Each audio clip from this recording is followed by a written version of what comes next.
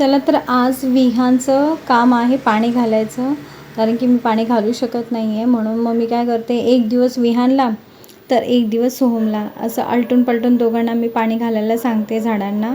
मग तुळशीला पाणी देतो विहाण असं, म्हणजे आता त्याला तर आवडायला लागलं ॲक्च्युली.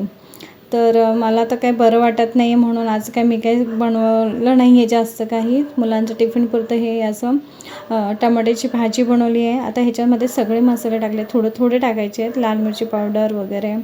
आणि ह्याच्यात मिरची, थोडंसं लसूण ठेचून टाकलं आहे, कांदा भरपूर घेतला आहे, टोमॅटो घेतले, कोथिंबीर टाकली आहे. आणि हे चांगलं असं परतून झालं ना, शिजलं चांगलं की त्याच्यामध्ये शेंगदाण्याचं कूट टाकते मी. आणि अशी मी टोमॅटोची भाजी बनवते, साधी सरळ सोपी. आज काहीच बेत नव्हतं, आज माझं तब्येत नाही, तुम्हाला माहिती आहे माझं मानेचं दुखण्यामुळे मला थोडंसं नाही होते, तर जेवढं झेपतं तेवढं करते मी. आता मी ते निवांत दुपारी मस्त जेवण करते, टी व्ही बघत बघत. बेटर हॅपची लव्ह स्टोरी हा मूवी लावला आहे आणि तेवढ्यात बेल वाजली आणि आमचं किराणा सामान आलं.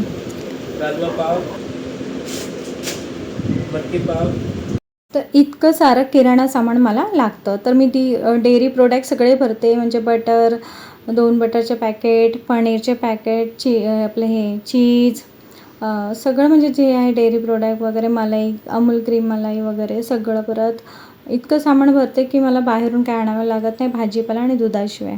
आणि ते फायनली मी आता डॉक्टरकडे आली आहे. बरेच दिवस झाले अंगावर काढलं, आता बस झालं, म्हणून आज आली मी डॉक्टरकडे. आणि मस्त गोळ्या औषध घेऊन आली. येताना मस्त असं जांभळं भेटले मला, मँगोज भेटले, ते सगळं घेऊन आली मी. खूप दिवस झाले जांभळं घ्यायचं. सीझन निघून गेल्यावर काय मग ते परत येत नाही, वर्षातून एकदा सीझन असतात आंब्याचा, जांभळाचा, फणसाचा. आता फणस राहिले, आता बघू त्याचा कधी मुहूर्त लागतो आहे. त्याबरोबर लसूणसुद्धा घेऊन आली. चला आता मला स्वयंपाक करायचा आहे, स्वयंपाक करून घेऊया.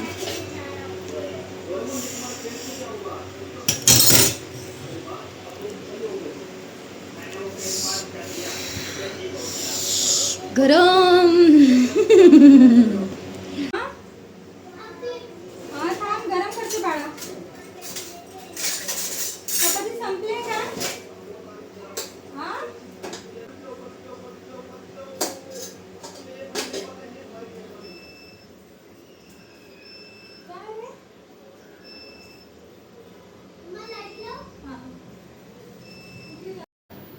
इथे आमची लाईट गेली, पाऊस पडायला लागला आहे वाटतं, आणि मग लाईट गेली. माझ्याकडे इन्व्हर्टर असल्यामुळे थोडंसं मला काही प्रॉब्लेम होत नाही आहे. आणि नशीब जेवण पण झालं होतं. आता सगळी ही फळं वगैरे आतमध्ये एकदाचे ठेवून टाकते. आणि आता जेवणानंतर मुलांनासुद्धा द्यायची आहेत. मँगोज खातात बिचारे, खूप छान खातात. छोट्याला फक्त मला सोलून द्यावं लागतात, म्हणजे असे त्याचे गरं काढून द्यावं लागतात मला इथे. विहान बोलला की मम्मा पाऊस यायला लागला आहे. तर मग मी खरंच काय रे, पाऊस यायला लागला आहे? लाईट गेली तेव्हाच मला कळलं पाऊस म्हणजे यायला लागला वाटतं. लाईट गेली. आम्ही असं बाहेर गेलो बाल्कनीमध्ये पाऊस बघायला. हे बघ पाऊस यायला लागला आहे.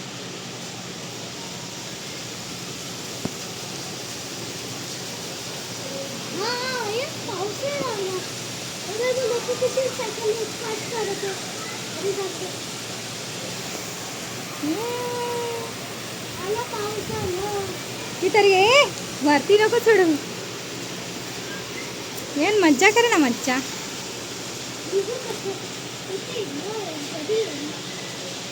पाऊस आला रे, पाऊस आला रे, पाऊस आला. मस्त पाऊस पडतो. दिसते का? वाव, मस्त यार. तर इथे जेवण गार झालं म्हणून गरम करायला गेली, तर बघते तर गॅस सिलेंडर पण संपला. अरे यार, इतकं वैताग आलेला एकतर मला. आणि त्याच्यात हे असंच होतं जेव्हा आपल्याला खूपच कंटाळा थकवा असेल तर हे असं.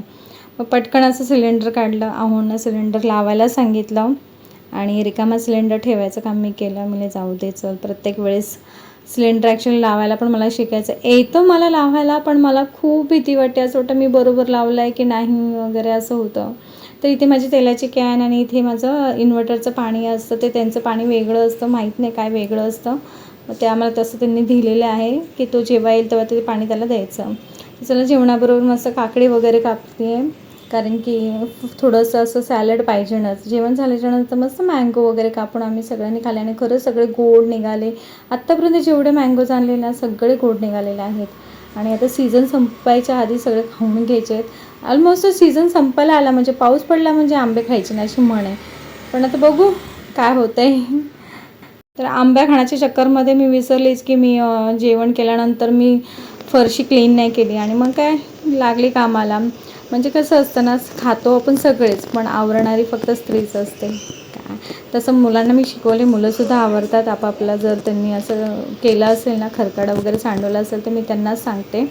चला तर उद्याची तयारी करायची आहे मला. तर तोंडलीची भाजीची ही करायची उद्या मला. खूप दिवस झाले आणून पडले. तर पहिलं मी ह्याला ना भिजत घालते, कारण की त्याच्यावर खूप ते चिकट बसलेलं असतं ना, मग ते सगळं असं भिजून थोडंसं मऊसर झालेलं असतं ना, त्यामुळे त्याला मी थोडंसं भिजत घालते आणि मग त्याच्यानंतर त्याला स्वच्छ धुवून हे करते.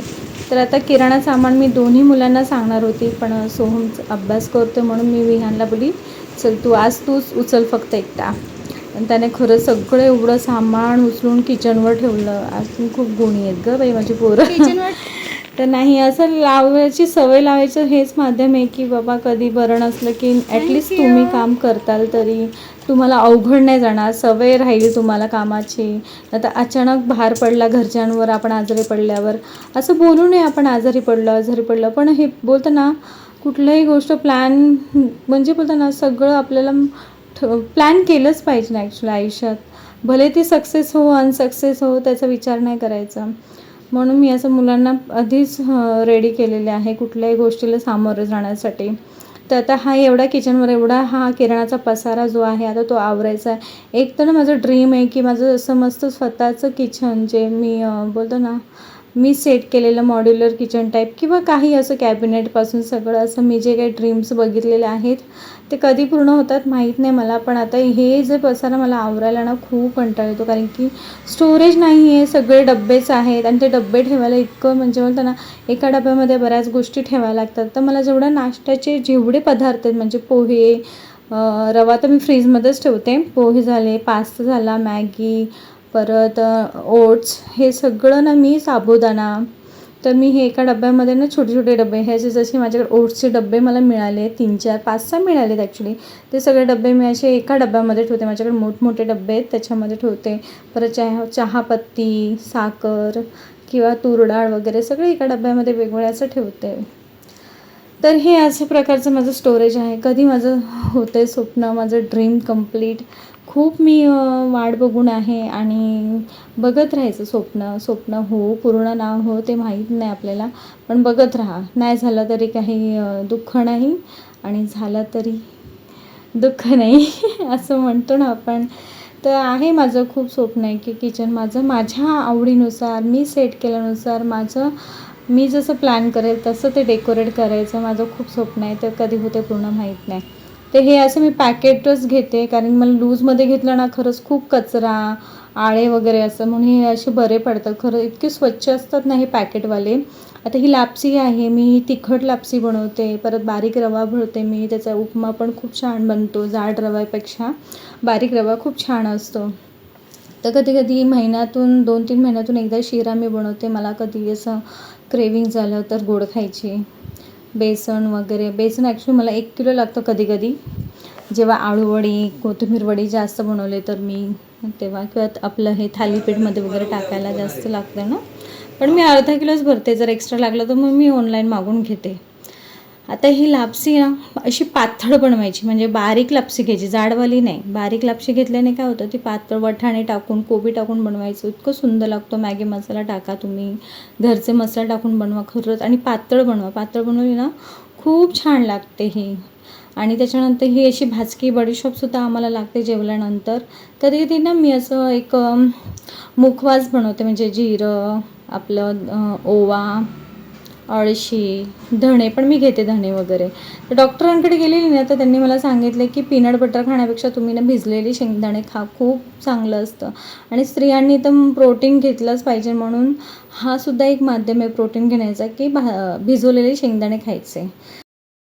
आता सतत पाऊस पडत असल्यामुळे अशा इथे आता हे लाईटीचे नाटक सुरू होणार आहे. सतत लाईट जाणार आहे आणि सतत 2-2 मिनटाला लाईट घालवतात. आणि असं नाही की खूप पाऊस पडला आहे, खूप कमी पाऊस पडला आहे तरी एवढं असं लाईट सारखं घालवायला लागले आहेत. नशीब इन्व्हर्टर आहे म्हणून होऊन जाते, नाही तर मुलांचे मेन हाल होतात. आपण तर काय सहन करू शकतो, पण हे वातावरण बघा ना किती सुंदर वाटतं आहे. सगळीकडे असं सन्नाटा. आणि तर ह्या टायमाला ना सगळेजण वॉक वगैरे करतात. आता पावसामुळे बरेच लोक घरातच बसते.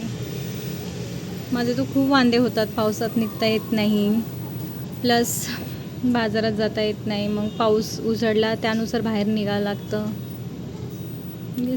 चला तर आय होप तुम्हाला हा व्हिडिओ आवडला असेल तर नक्की चॅनलला व्हिजिट द्या, सबस्क्राईब करा, शेअर करा, लाईक करा, जेणेकरून मला असं छान छान व्हिडिओ तुमच्यापर्यंत आणता येईल. चला तर बाय.